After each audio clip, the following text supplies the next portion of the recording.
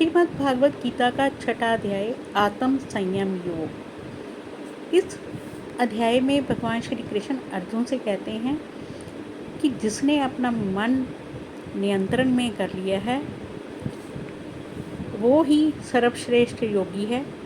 जिसकी कर्म फल में आसक्ति बिल्कुल नहीं है और फिर भी वह कर्मों को करता है, वह ही सन्यासी है।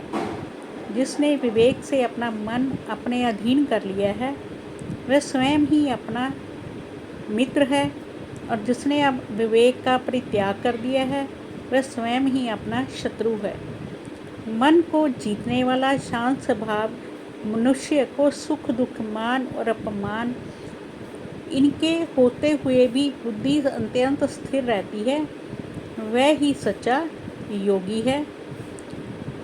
कृष्ण ने कहा, अर्जुन, जो अधिक भोजन करता है, अधिक समय सोता है, अधिक समय विहार करता है, वह कभी योगी नहीं हो सकता। जो यथा समय सोता है, यथा समय भोजन करता है और विहार करता है, वह ही योग ऐसे पुरुष का दुख मिटा देता है। तब संयम को प्राप्त हुआ चित्त अपनी आत्मा में ही स्थिर रहता है। ऐसा मनुष्य अपनी कामनाओं से निवृत्त हो जाता है, तभी योगी मोक्ष पद को प्राप्त करता है। कृष्ण अर्जुन से कहते हैं कि जो सब प्राणियों को अपने में और सब प्राणियों में मुझको और मुझे सब प्राणियों में देखता है, उससे और वह मुझसे अलग नहीं रहता है, वह योगी चाहे जिस अवस्था में रहे मुझ में मिल जाता है।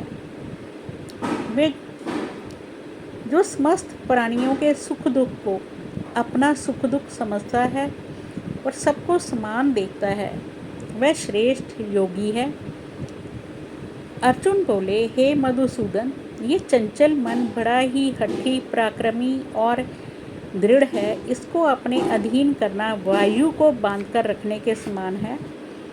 कृष्ण ने कहा, इसमें संदेह नहीं कि मन अति चंचल है, इसको वश में करना कठिन है, तो भी वैराग्य और अभ्यास से हम इसको वश में किया जा सकता है। अर्जुन ने कृष्ण से पूछा कि जिसमें श्रद्धा तो है लेकिन योग प्राप्त करने में सफलता नहीं मिलती, वो योग सिद्धि ना पाने से किस गति को प्राप्त होता है?